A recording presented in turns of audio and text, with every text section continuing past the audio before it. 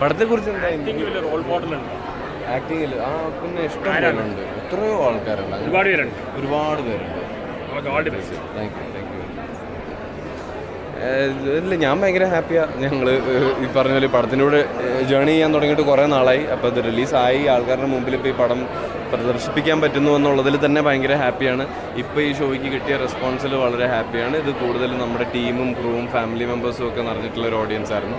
അപ്പോൾ മറ്റ് ഷോസ് നടക്കട്ടെ, ജനറൽ ഓഡിയൻസ് കണ്ടിട്ട് അഭിപ്രായം പറയാൻ വേണ്ടിയിട്ട് വെയിറ്റിംഗ് ആണ്. അത്ര തന്നെ.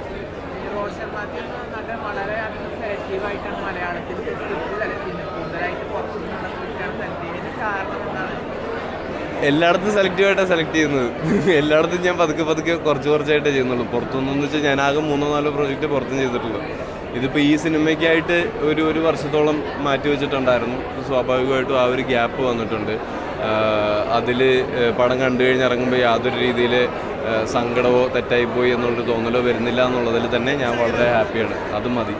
പടം നല്ല പടമാണ്, കണ്ടിരിക്കുന്ന ഒരു സിനിമയാണ്. പിന്നെ നമ്മളെപ്പോഴും പോലീസുകാരെയൊക്കെ എപ്പോഴും കുറ്റപ്പെടുത്തല്ലോ, പക്ഷേ ഇത് കണ്ടെങ്കിൽ നമുക്കതെല്ലാം നമ്മുടെ ഒരു ധാരണകൾ മാറും. അവർ പണിയെടുക്കുന്നതുകൊണ്ടാണോ നമ്മളൊക്കെ സമാധാനത്തോടെ വീട്ടിലിരിക്കാൻ പറ്റുന്നത്. അപ്പം എല്ലാവരും കാണേണ്ട ഒരു സിനിമയാണ്, കാണാം, വിജയിപ്പിക്കുക, അത്രേ ഉള്ളൂ. Thank you. പടം ഓക്കെ ആയിരുന്നു, അടിപൊളിയായിരുന്നു, കുഴപ്പമില്ല.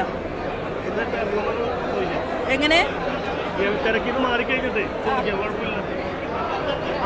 ഭയങ്കര ക്രൗഡല്ല. അടുത്ത മൂവിക്ക് കയറാൻ നിൽക്കാം. റോന്ത് കാണണം, അതുപോലെ തന്നെ വെസൻസ് മേനം അത് കാണണം.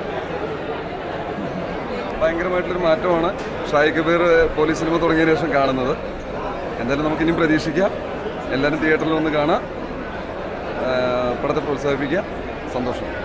ഞാനും ചെറിയൊരു വേഷം ചെയ്തിട്ടുണ്ട് ഇതിനകത്ത്, ചെറിയൊരു വേഷം ഒരു ഭാഗമായിട്ടുണ്ട് ഞാൻ.